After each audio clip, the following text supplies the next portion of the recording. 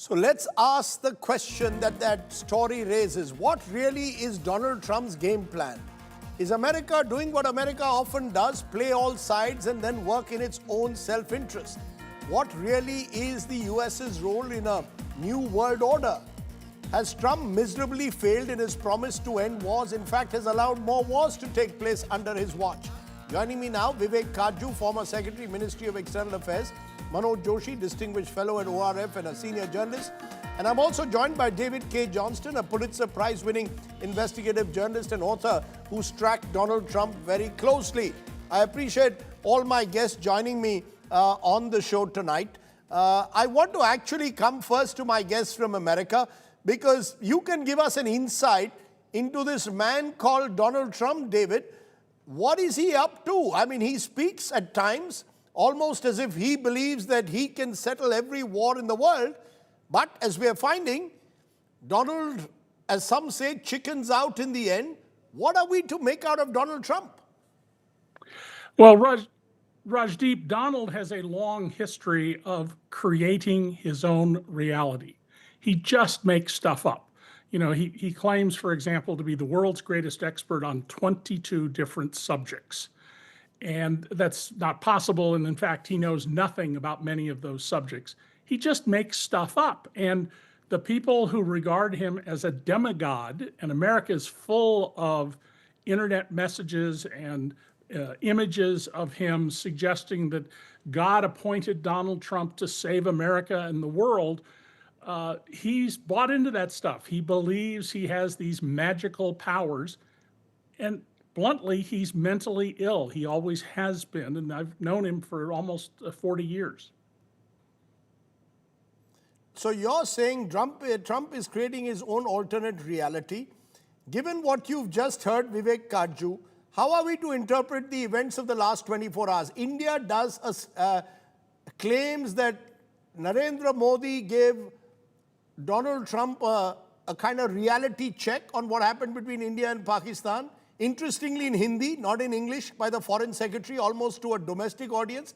And there goes Donald Trump once again saying, I stopped the war. Look, whatever may be Donald Trump's difficulties and infirmities of mind, the fact is that he is the President of the United States, Rajdeep. He holds the world's most powerful executive office. And the world has no other alternative but to deal with. And that includes India. So, as far as Mr. Modi is concerned, Mr. Modi may say whatever he wishes to say to Donald Trump at this stage, but Donald Trump will continue to say what he believes in, and he will repeat that ad nauseum, as you yourself have said. So, as far as we are concerned, I think the mature diplomatic way of handling it is to say our piece, say our version, and leave it at that. I would not sweat at all at whatever Donald Trump has said. I would say my. But you may not sweat over that, but the headline once again is, I stopped the war. India claims that we, in a way, drew a line in the sand in that phone conversation. And I repeat, Mr. Kajju, the Foreign Secretary then briefed people in Hindi, almost as if this was to cater to domestic audiences rather than a global audience. It's almost as if we've given up on Donald Trump when it comes to his claim for the 15th time that I stopped the war. Look, Rajdeep, let me try to, please permit me 1 minute on this. Whenever there are tensions, especially there are tensions and there's action, armed action between two nuclear powers or between two important states, there is great concern in the world and conversations between leaders start taking place, between countries begin to take place. Those conversations will carry on. The question is, if those conversations have been determinant in, say, in India's case, have been determinant in India taking a decision.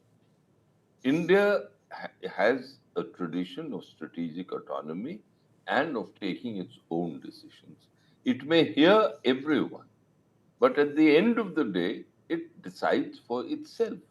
And in this particular case, the fact is that on the morning of the 10th, the Indian Air Force demonstrated its ability to strike all Pakistani air bases, and those strikes were very effective. Those strikes led the Pakistani DGMO to seek his Indian counterpart and ask that there be a ceasefire. Now, right from the beginning, our position was that we were only striking terrorist targets. So when the Pakistanis said, let there be a ceasefire, we responded positively. So if Donald Trump interprets these conversations that were taking place as being determinant, he is simply wrong. But Okay. if he wishes, my last sentence, if he Now, wishes then to why don't we say continue that with his openly? delusion, Mr. no, look, Kaju, why don't we say if that Donald Trump is not telling the truth or is being economical with the truth? Why no, is no, that all diplomatic that. niceties? No, no, no, no, no. It's not a question of diplomatic niceties. If the holder of the world's most powerful office is wanting to be delusional, it is diplomatically best to allow him to be delusional and to continue to say what he wishes. As Okay, long as you place on record what is the truth according to you. okay, That is got. that is the mature diplomatic way of handling the situation. And of course, there's always a domestic angle to it.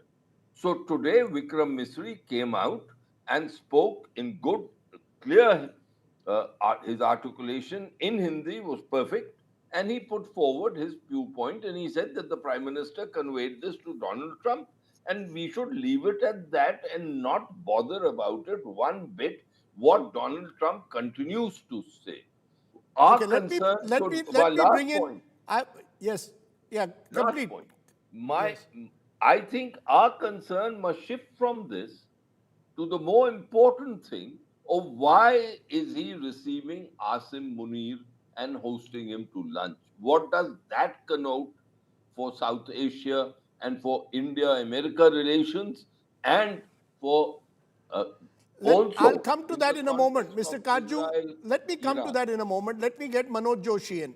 Manoj Joshi, take off from where Mr. Kaju let off. 35-minute phone call with Prime Minister Modi, but a luncheon for the Pakistani Field Marshal. And as Rohit Sharma, my correspondent from Washington, was pointing out, Yahya Khan and Musharraf were actually heads of state of Pakistan when they were entertained in the White House. Here is someone who's not even the head of state, just about 8 weeks after Pahalgam, is being given a luncheon by the US president, someone who widely is believed to be the one who has been leading this drive to sponsor terror against India. What's the message there? Well, I think this is a somewhat complicated thing in the sense that what we are seeing, as far as Mr. Trump is concerned, first of all, his repeated statements on the ceasefire issue. Let's be very clear, Trump is not an unintelligent man. Whatever, he may be a narcissist or whatever it is, he's not unintelligent. He's saying what he's saying, either he believes in it or he's saying it for some effect. Now, as far as Munir is concerned, there are several factors in play. I think one of the important factors is the immediate one, which is the Israel-Iran war. I think what the United States is hoping that Pakistan truly stays neutral in this. You know, in between there was that news that Pakistan said we'll nuke Israel if Israel That was denied by uses nuclear. Islamabad. Correct, that is denied. But the point here is that the entire western border of Iran is with Pakistan, and that's a troubled border. And having Pakistan as a neutral there, don't forget that Pakistan had actually carried out airstrikes in Iran sometimes back. So the United States is trying to ensure Pakistan is neutral or is on its side. Number two, Pakistan has nuclear weapons. It has trained personnel who can make nuclear weapons. They also have a history of clandestine activity with regard to proliferation. I think the United States also, as a matter of abundant caution, wants to ensure that there is no crossover from Pakistani radical scientists or whatever it is into Iran to do that. What should I say? The final screwdriver away from that the Iranian program is a screwdriver away from making a bomb. Now the Pakistanis could be a help there. So they want to ensure that that will not happen.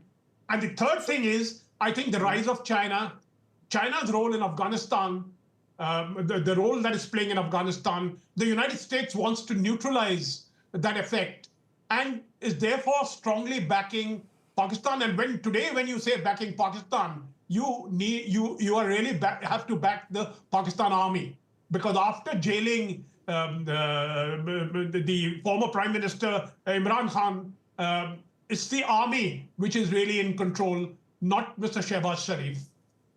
That's very clear, but that the army is in control, not Shehbaz Sharif. Vivek Kaju, you want to add to that here is India, poised to become the fourth largest economy in the world, about to do a potential trade deal with the United States, and there is Pakistan, which the United States again sees as a potential ally, possibly even, as Manoj Joshi pointed out, in the Israel-Iran war. Strategic ally, an important place for the United States to have a deeper relationship with. Is that again something we should simply be able to live with, every country looking at its own self-interest at the moment?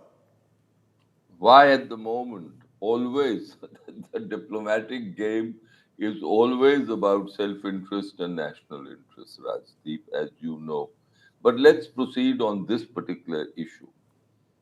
I think it's quite clear that the United States is wanting to, quote unquote, repair its relationship with Pakistan and to get in some balance between its relationship with India and its relationship with Pakistan. That's becoming more and more abundantly clear. This lunch, this extraordinary lunch, is also evidence of that fact. But why are you calling it an extraordinary lunch? Why are you calling this lunch an extraordinary lunch? Because the President of the United States does not host an army chief. At most, it will be the Secretary of Defense that will host an army chief. At most. Otherwise, it would be the Secretary of the Army or the Joint Chairman of the Joint Chiefs of Staff. So, therefore, if the President is hosting a lunch, it's truly extraordinary. Second, I for one believe that the Pakistanis don't want Iran to have a nuclear weapon. No one in the Islamic world wants Iran to have a nuclear weapon, except for Iran's proxies, which at the moment are in a very poor condition.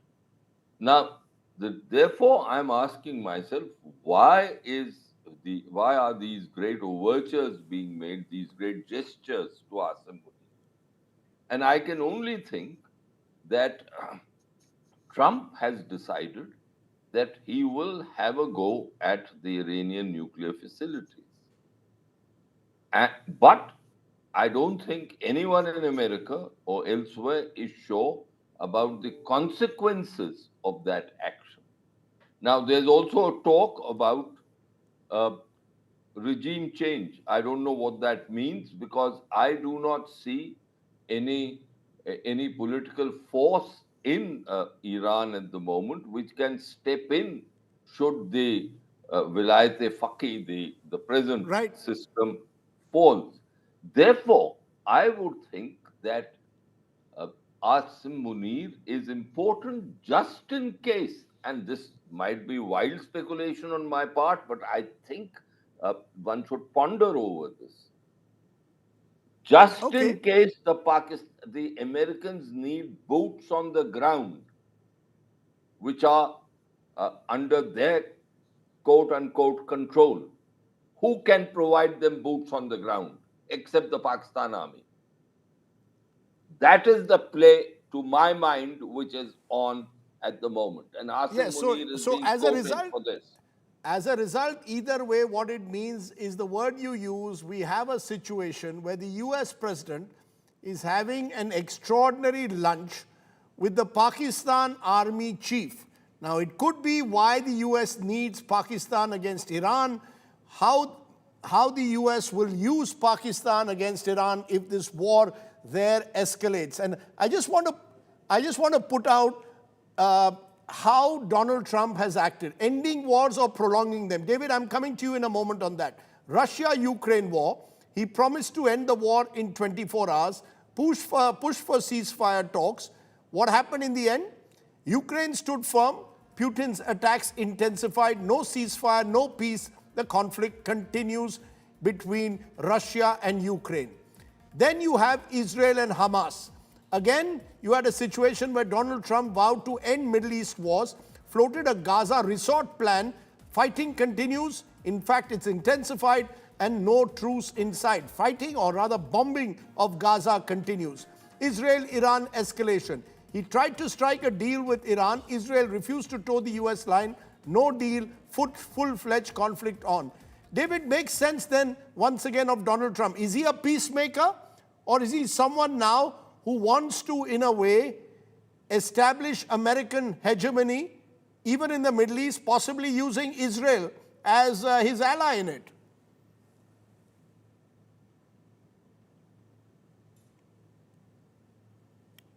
David?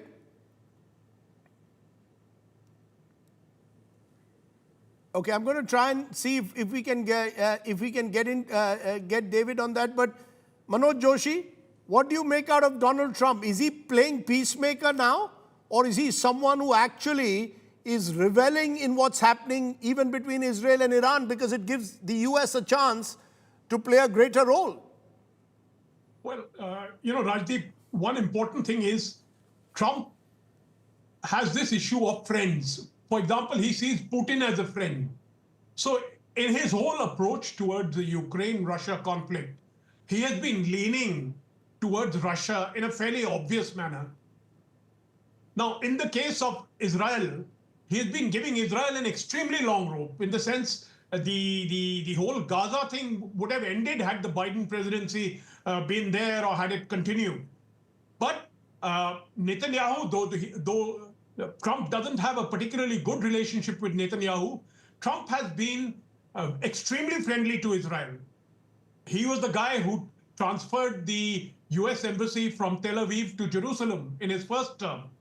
So my point is, out here, Trump is a person who has certain fixed beliefs, and he goes by them. So in his fixed belief system, Russia is a great power. Putin is a good guy. Zelensky is a guy who's trying to take the Americans for a ride.